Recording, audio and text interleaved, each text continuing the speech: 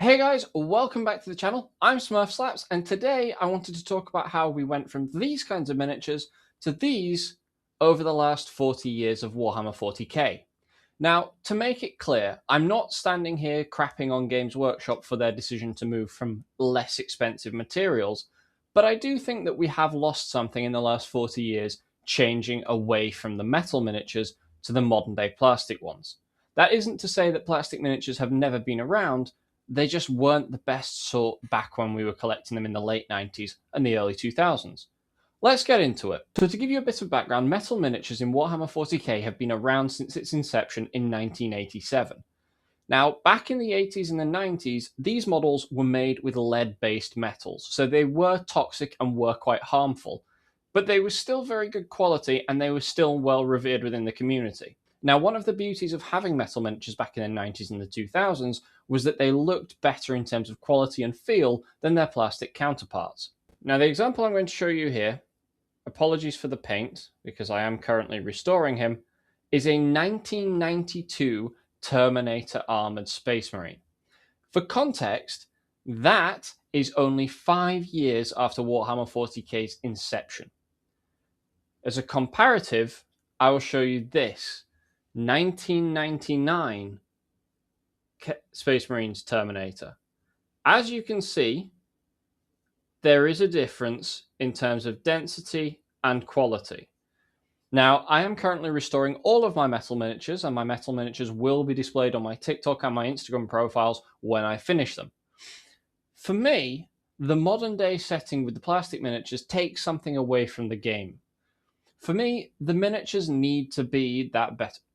Now, I'm not saying that the Games Workshop have entirely removed the metal miniatures. They haven't. They still enable you to buy metal miniatures from their ranges depending on specific orders from them. Now, to put this into perspective, I know that you can go... Now, I'm not saying that metal miniatures don't exist, because they still do. You can go to Games Workshop and you can buy from their made-to-order range.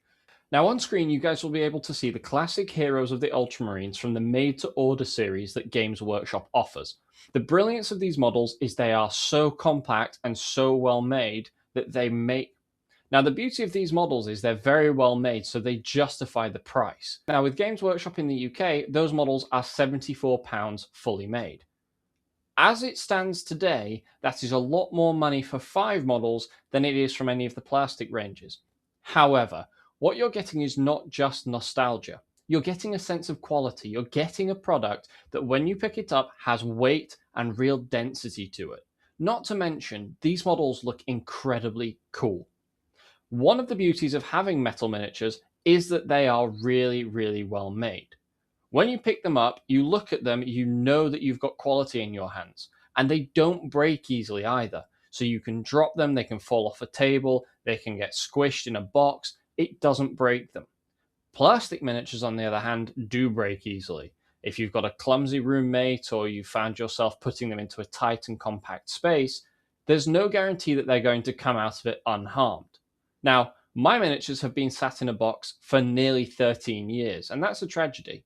Some of them have got broken in that time, and some of the metal ones haven't fared very well. I have a Venerable Dreadnought which has had the legs snap off from the base. Aside from that, though, I haven't had any metal ones break. I have had plenty of plastic miniatures break and snap. And it's where the metal miniatures come into their own. They're very well made and It's where the metal miniatures come into their own. They're very well made and they were always going to be worth the price. Now, there are a few downsides to painting metal miniatures over painting plastic miniatures.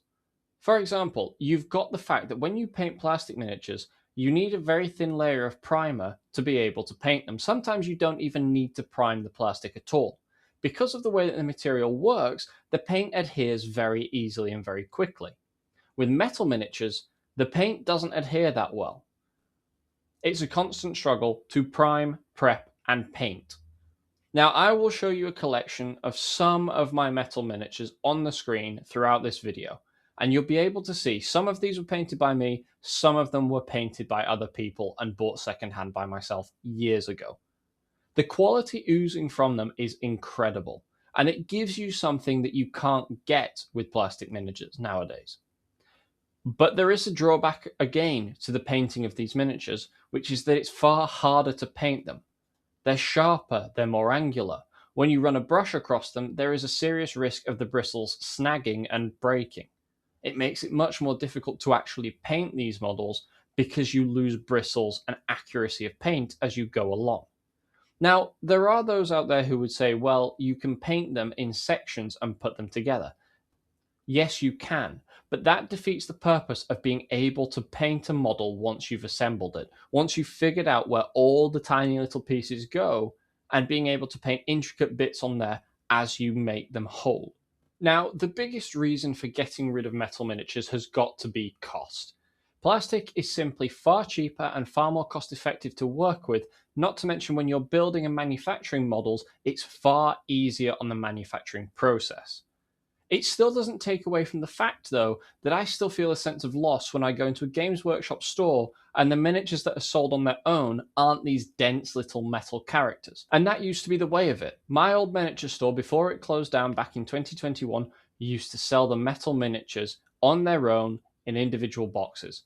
That was a brilliant way of selling them because they were very expensive on their own, but you felt like you were buying something worthwhile. If there had been boxes of 5 of them, like the classic heroes of the Ultramarines, paying £75 for them would have seemed steep at the time. Now, we're going back a few years, so it probably wouldn't have been that much money, but you get the idea. Now, that's not to say that plastic miniatures are not worth the money. This is a 2002 Space Marine Dreadnought, and as you can see, it's a very detailed piece of modelling. Now, the paintwork still requires a bit of attention because there are a few bits from, if it focuses, you can still see a few bits of blue on there from when it used to be an Ultramarines Dreadnought, but you get the idea. Now, the metal equivalent of that Dreadnought when I bought them back in the early 2000s was at least double the price, and I do have one particular metal Dreadnought, but that's it. I have 2 plastic ones and a metal. And it's because for the same amount of money, I could get 2 for 1. And when it comes to the tabletop, there's not really that much justification for buying something more expensive when on the tabletop, it doesn't really become more effective. If anything, it takes away from the efficacy of what you're buying. If you've got more numbers, you're more likely to win a match or a game. Now, I do think that there is still a place where it should be mandatory to have metal models. For example, the champions. Any significant characters in Warhammer 40K should come with an option of either plastic or metal. Think about it. If you've got Rabute Gilliman, Marneus Calgar, Fulgrim, any of these characters which have a significant impact and bearing on the game, you should be able to pick whether or not you have a metal or a plastic version. Now, the metal version would undoubtedly cost a lot more. But if you're looking to have something that you can display and be proud of, does it not seem more logical to have a metal version? When you think about things that go in your home, you pick metal objects all the time. In fact, people shun plastic objects. Now, I understand nobody is going to want to lug around a massive model made of Fulgrim made out of metal. That is simply impractical. But for the people who want displays in their homes rather than to use them as the tabletop, it makes more sense. It's a more durable piece of kit, and they last longer. They don't break. They can fall off a shelf, or you can stand on them, and believe me, that hurts, but you won't break them easily. And that's the beauty of them. One of the other big problems with metal miniatures is the way you have to put them together. You have to weld them with superglue.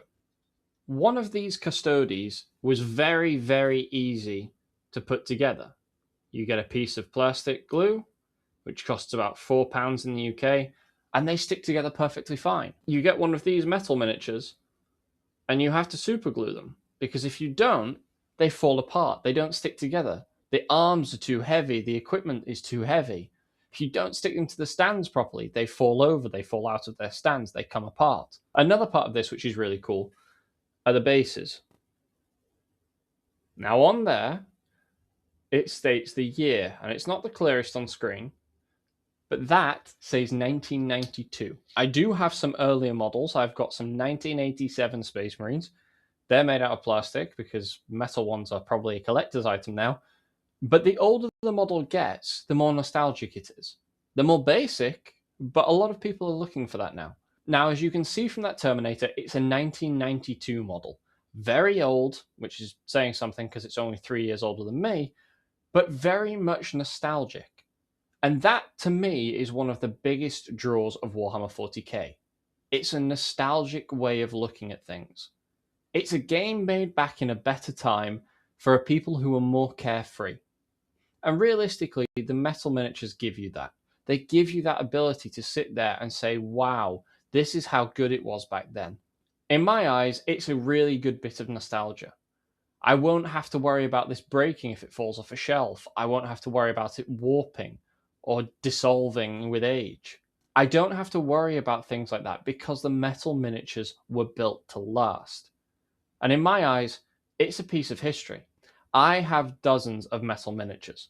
In my eyes, they are the greatest era of Warhammer 40k models that have ever been produced.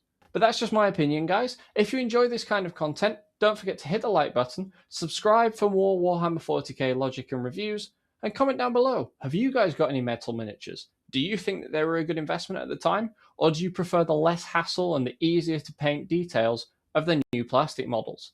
Until next time, guys,